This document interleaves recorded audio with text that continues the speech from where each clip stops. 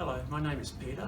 I'm here to go through my collection of antiquarian books, which I've got on display here at the Windsor Library. And this is a small portion of my collection which I've selected the most interesting items, and I'm just going to go through some of the more interesting ones, and they will follow a chronology of the earliest printed books up until the late 18th century. The very first printed books were known as incunables, which means birth, and they cover the period from the first book, the Gutenberg Bible, in around 1450 to 56, up until 1500. These books were the first books printed using movable type, and I'll point out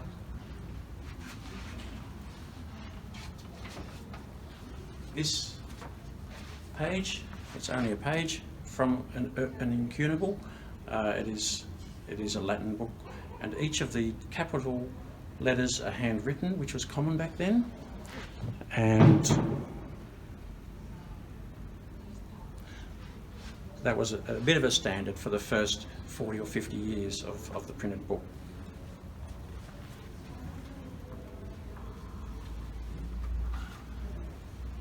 This book here is from 1502, and it still looks very much like an incunable. In fact, it's known as a post-incunable.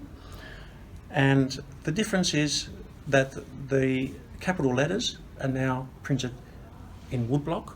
So each of the letters is carved in a piece of wood, and so that's much quicker than handwriting them.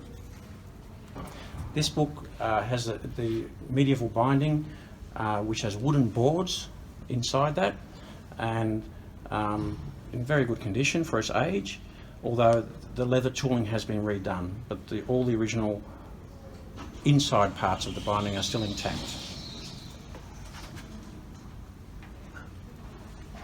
Moving on to 1558, we have a book that still requires some restoration work, something that I also have done, and it is the most heavily illustrated book of the 16th century. In fact, there's over 700 illustrations in here, and these illustrations were all carved out of a piece of wood, so woodblock carving, and they were then, of course, able to reproduce those illustrations in mass printing. Now this book came out in many editions, so each time there was a new edition, there was a few pages added, but the original wood blocks were still used, and they still exist today in Italy.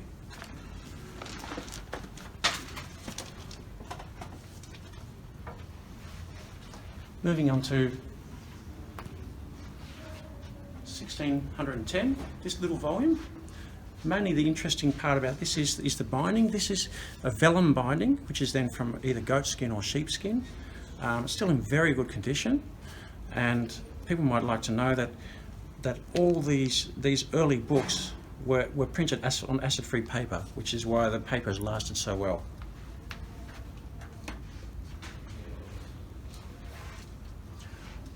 Once woodblock illustration lost favour to metal block illustration, and this is what's known as an illustration made from a copper engraving, where a piece of copper was carved with a very hard point of steel, and so those blocks then outlasted the wood blocks by far. Could be printed much longer and get much more precise detail. And this example is a page from 1657, and it's a natural history book, illustration book, and it shows frogs from Europe.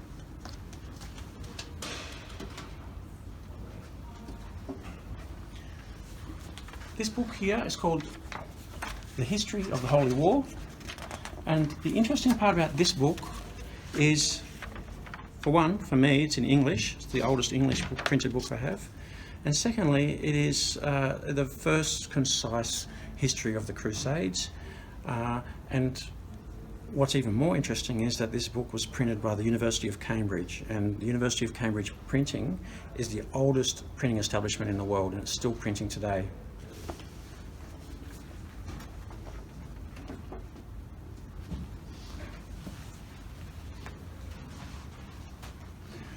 I won't pull these out, but these books here all relate to each other. Now these books are from the period of around 1776 and 1739. They were the most printed Dutch book in the 18th century.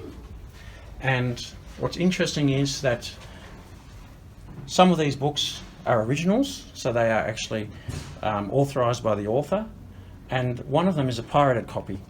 Now the pirated copy, interestingly enough, is printed more beautifully than the original, but the reason I have put this into display is that piracy was a major problem in early book printing, and so there was many governments around Europe, especially Western Europe, tried to eradicate it. They'd had to have, sometimes they had authors sign the front of a book, or they had special approbations written in the front, and there was a lot of work done to eliminate piracy, but they never got rid of it.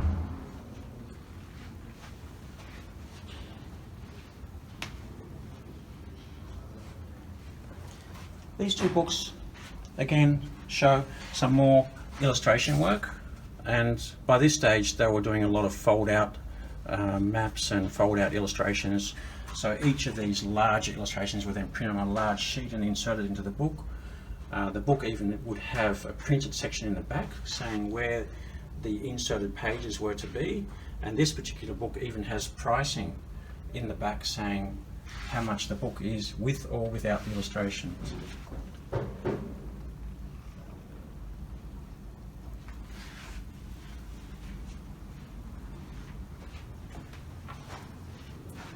These pages is just a small portion of a very large volume of work, and they were printed in 1683, and the reason I've collected these is they relate to Australia. Now in 1683 very little was known about Australia, and which was also known as New Holland or the Great South Land, and so what I found interesting about these pages is how cartography in those times was still trying to figure out the coastline. Here we see Carpentaria, which is the Gulf of Carpentaria. This is now currently Arnhem Land, and this is Cape York. Here we have New Guinea, and that is about as scant information as they had. This page here shows New Zealand, and it also shows Solomon Islands, as you can see, Guadalcanal, and it was thought that they were joined back then. And this page is just more of an illustration of the Cocos Islands, and showing the shipping of the time, Polynesian and European. Now the interesting thing about this work is that there were 5 volumes, and if you could buy all 5 volumes, it would be like you'd be looking at about $100,000, which is a very, very expensive book or set of books. I was very fortunate to be able to one by one find the 3 and the only 3 that relate to Australia or Oceania, because out of those 5 volumes there was only one very small chapter on that.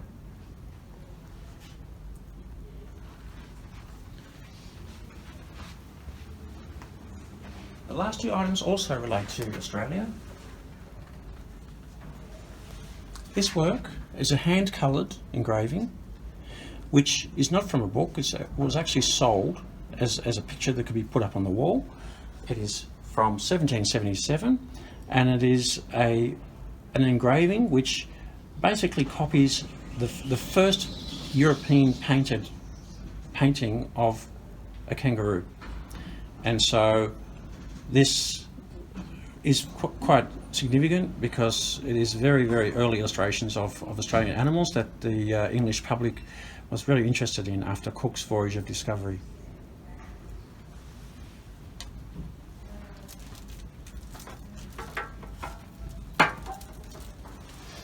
This item is a New Holland cassowary, which is now known as an emu. The very first illustrated image of an emu that is non-Aboriginal, and back then it was also highly interesting to the English public. And now this image also on the back of it has a lot of remarks about the emu, even talking about what they tasted like.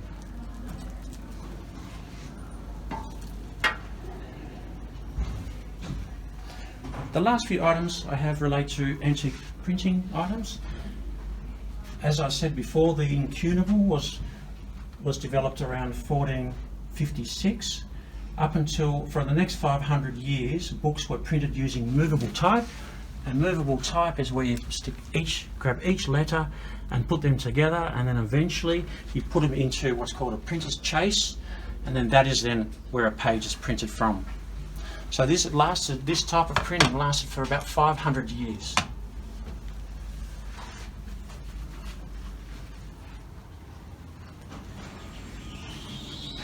This is a type tray which also has movable type, very large letters, most likely for capitals. And then here we have an example of relief printing, which is where the very first printing illustrated using woodblock, and this is actually a lino block relief carving.